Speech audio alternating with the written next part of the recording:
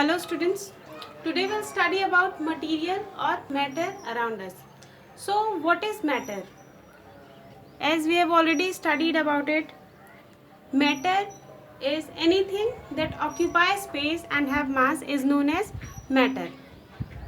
We can take some example around us. We can observe many things like tree, plant, air, water. These all are examples of matter. So now what are the classifications of matter?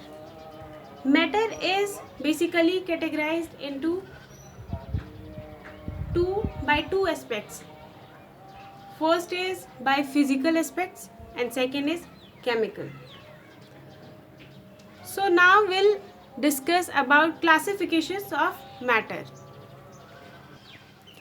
So according to its physical characteristics, it is of three types: solid, liquids and gas. Mainly it is of three types. And according to its chemical characteristics, it is of two types: pure substances and impure substances. Let us take some example of these types of matter. So some examples of solid, liquids and gases I have already mentioned.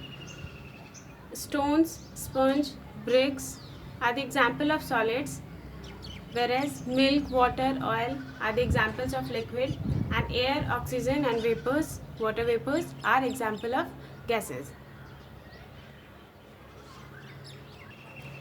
In this chapter we'll focus more upon chemical classification of matter.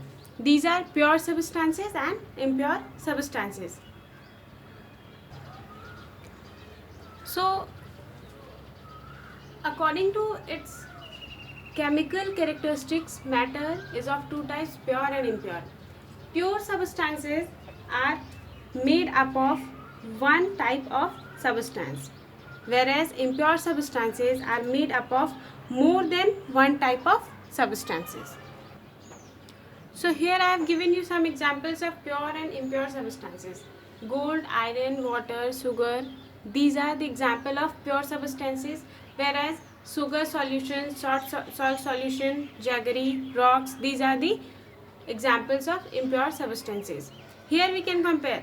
I have written sugar in pure substances, where I have written jaggery in impure substances. Those are sugar products, but in sugar the composition of substance is proper, fixed, but in jaggery the composition of substance is not fixed. It is available in any of the ratio. It is not definite. So it is a type of impure substance, where sugar is a type of pure substance.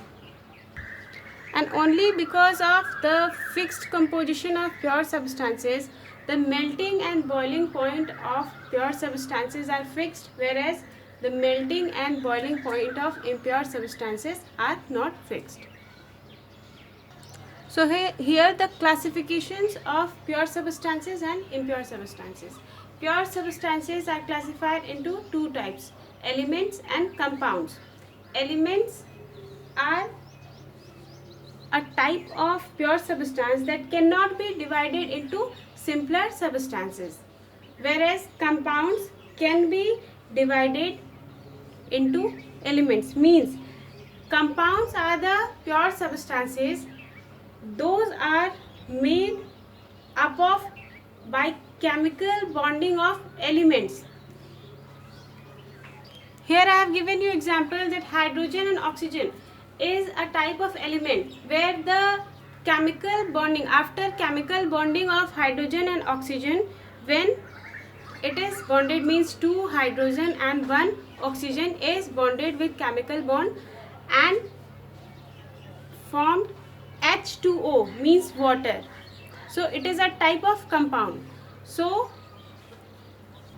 hydrogen and oxygen can't be divided into simpler substances, and after the bonding of hydrogen and oxygen, after the chemical bonding of hydrogen and oxygen, the water molecules are formed.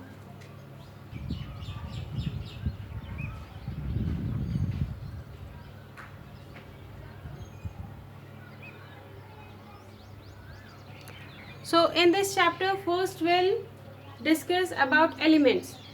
Elements are basically divided into metals, non-metals and metalloids. So we'll study about metals, non-metals and metalloids in detail. So what is element? An element is a substance which cannot be divided or split up into two or more simpler substances by usual chemical methods or reactions. Means by applying heat, increasing or decreasing heat, by applying light or electric energy. We can split the elements into simpler substances. So some common examples of elements are iron, hydrogen, silicon, etc. Elements are classified into three types: metals, non-metals and metalloids. As I have given you example, iron, hydrogen and silicon. Iron is a type of metal. Hydrogen is a type of non-metal, whereas silicon is a type of metalloids. So in this chapter, we'll study about physical and chemical properties of metals and non-metals, reactivity series of metals, uses of some common metals and non-metals, oxides of metals and non-metals. So this is the introduction part of this chapter. We'll meet soon with the next video. In that we'll discuss about physical properties of metals and physical properties of non-metals. Thank you, students.